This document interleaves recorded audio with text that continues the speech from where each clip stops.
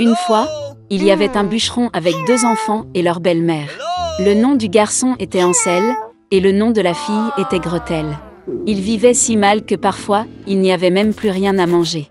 Et puis un soir, il se coucha dans son lit, se demandant comment nourrir davantage les enfants.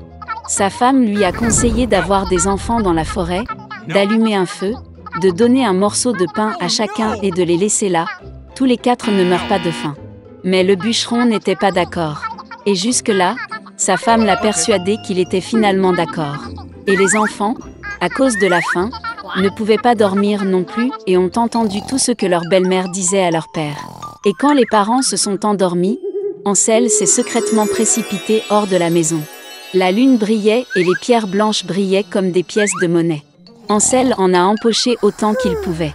Puis il est rentré chez lui et les enfants sont allés se coucher. Le matin, la belle-mère est venue vers les enfants, leur a donné à chacun un morceau de pain, et ils sont tous allés ensemble dans la forêt. Sur le chemin, Ansel a jeté des pierres blanches une à une. Quand ils sont arrivés à la clairière, mon père a commencé à allumer un feu. Il a ordonné aux enfants de s'asseoir près du feu et de s'assurer qu'ils ne s'éteignent pas, pendant qu'eux et leur belle-mère iraient chercher plus de bois de chauffage. Ils s'assirent, fatigués, et s'endormirent. Quand les enfants se sont réveillés, c'était une nuit noire tout autour. Et quand un mois complet s'était levé dans le ciel, Ansel prit sa sœur par la main et partit, cherchant le chemin à travers les cailloux, qui brillaient comme des pièces de monnaie neuve, et leur montra le chemin. Ils ont marché toute la nuit. À l'aube, ils sont venus chez leur père. Un certain temps passa. Et les enfants ont de nouveau entendu comment la belle-mère a commencé une nuit à supplier leur père de se débarrasser des enfants. Il a refusé, mais sa femme ne voulait pas l'écouter, elle l'a maudit et lui a exprimé toutes sortes de reproches. Lorsque les parents se sont endormis, Ansel, comme la dernière fois, a voulu ramasser des pierres, mais sa belle-mère a verrouillé la porte et le garçon n'a pas pu quitter la maison. Tôt le matin, les enfants ont reçu un morceau de pain chacun, encore moins que la fois précédente. Sur le chemin de la forêt, Ansel déchiqueta son morceau dans sa poche et jeta les miettes par terre. La belle-mère les a emmenés encore plus loin dans la forêt. Encore une fois, un grand feu a été allumé et le père a ordonné aux enfants de regarder le feu pendant qu'eux et leur belle-mère coupaient encore du bois. À l'heure du déjeuner, Gretel partagea son morceau de pain avec Ansel. Et ils se sont endormis. Nous nous sommes réveillés lorsque la nuit noire est tombée. Et puis un mois est arrivé, et ils se sont réunis sur leur chemin, mais ils n'ont pas pu trouver une seule miette, parce que des milliers d'oiseaux flottants dans la forêt avaient depuis longtemps mangé ces miettes. Les enfants ont donc marché très longtemps, mais ils ne pouvaient pas sortir de la forêt. Soudain, la route les a conduits à la cabane. En s'approchant, les enfants ont vu que la maison était entièrement faite de pain et de biscuits, et que les fenêtres étaient en sucre pur. Ansel tendit la main et cassa un morceau du toit, tandis que Gretel s'approcha de la fenêtre et commença à ronger ses fenêtres. Et puis la porte de la hutte s'est ouverte en grand, et la vieille femme est sortie, appuyée sur une béquille. Ansel et Gretel avaient tellement peur qu'ils ont même laissé tomber leurs friandises de leurs mains. Et la vieille femme a été gentille et les a invités à sa hutte. Il y avait déjà de la nourriture abondante sur la table, du lait, des biscuits, des pommes et des noix. Après le dîner, la vieille femme fit 2 lits propres pour les enfants, et Ansel et sa sœur pensèrent qu'il était au paradis. Mais la vieille femme prétendait seulement être affectueuse, mais en fait c'était une méchante sorcière, qui construisit sa cabane à pain dans ce but afin d'attirer les enfants. Tôt le matin, pendant que les enfants dormaient, elle prit Ansel et le mit dans une petite cage. Et elle a ordonné à sa sœur de faire tout ce que la méchante sorcière exigeait d'elle. La vieille femme décida d'engraisser le garçon pour le manger plus tard. Gretel a donc commencé à cuisiner les plats les plus délicieux pour Ansel, et elle-même n'a eu que des restes. Un certain temps passa, et le garçon ne grossit pas. Puis la vieille femme ne voulut plus attendre et décida de cuisiner et de manger Ansel. Elle a ordonné à Gretel d'allumer le poêle et d'appliquer de l'eau.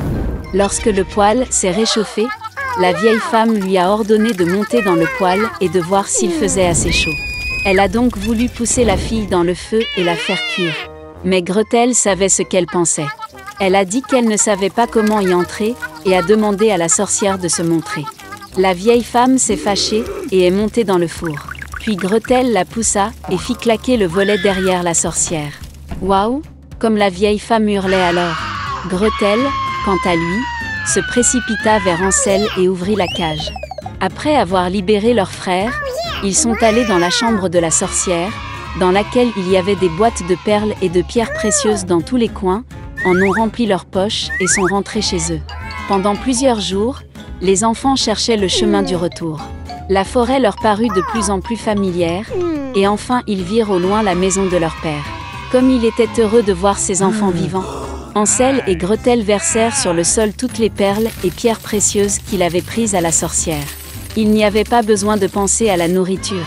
Et ils ont commencé à vivre et à se réjouir. Et le père a chassé la méchante belle-mère de la maison.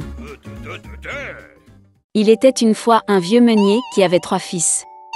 Quand le meunier est mort, il a laissé à ses fils un moulin, un âne et un chat. L'aîné a eu le moulin, le milieu a eu l'âne et le plus jeune a dû prendre le chat.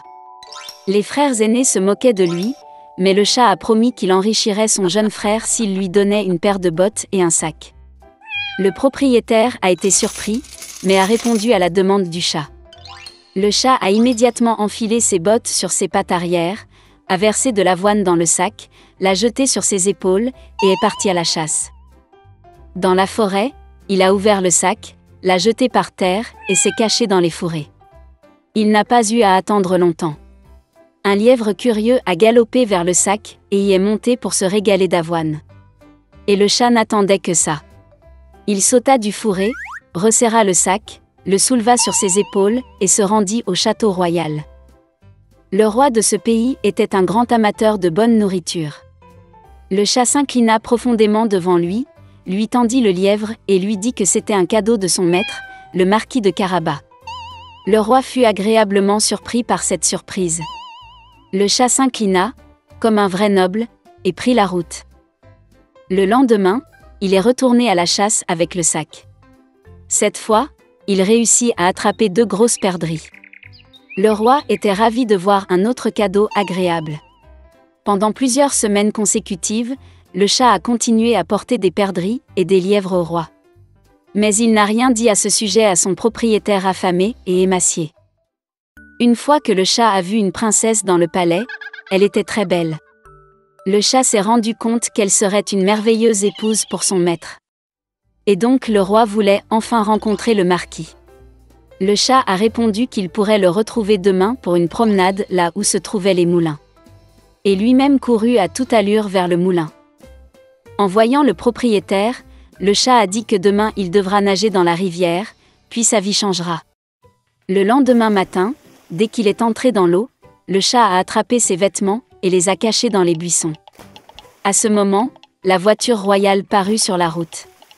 Le chat a sauté sur la route et a crié à plein poumon : « Sauve-moi ! Aidez-moi !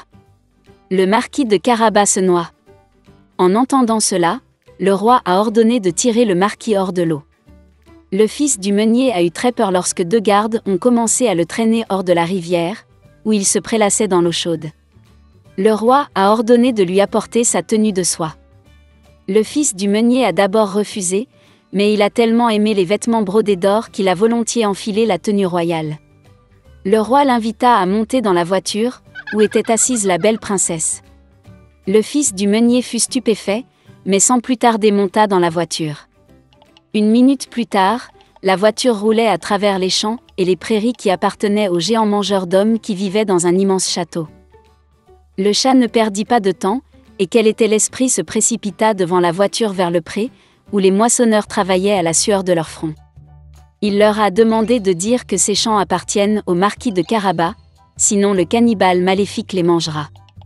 Avant que les moissonneurs étonnés ne puissent répondre, la voiture du roi s'arrêta. Et quand le roi demanda de qui il s'agissait, ils répondirent dans un chœur amical que ces champs appartenaient au marquis de Carabas.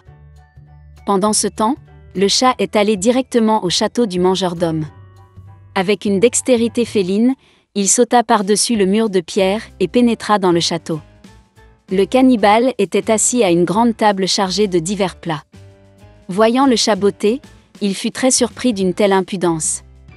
Le chat a commencé à taquiner le géant et a dit qu'il ne pouvait pas se transformer en lion. Avant que le chat n'ait eu le temps de prononcer ces mots, le cannibale s'est transformé en un énorme lion avec une crinière hirsute. L'âme du chat est entrée dans ses bottes par peur, mais il l'a surmontée et a dit que le cannibale ne pourrait jamais se transformer en souris. Le terrible lion a disparu et une petite souris est apparue à sa place. Et c'était tout ce dont le chat avait besoin. En un clin d'œil, il a rattrapé la souris, l'a attrapée et l'a mangée. À ce moment précis, la calèche royale pénétra dans la cour du château. Ouvrant les portes de la voiture, le chat s'inclina poliment et dit qu'il était heureux de voir tout le monde dans le château du marquis de Carabas. Il est difficile de dire qui était le plus engourdi de stupeur à ces paroles, le roi ou le fils du meunier, qui ne comprenait déjà rien du tout. Le chat a emmené les invités à table. À la fin du dîner, le roi, après avoir mangé au maximum, a dit que le marquis était en effet un homme très digne, donc il donnerait volontiers sa fille à sa femme. La princesse était heureuse, jeune, belle et d'ailleurs, elle aimait beaucoup le riche marquis. Bientôt, ils ont joué un mariage. Le fils du meunier épousa donc une princesse et devint prince. Ils ont tout vécu heureux pour toujours, en particulier le chat, qui arpentait fièrement le palais en bottes hautes.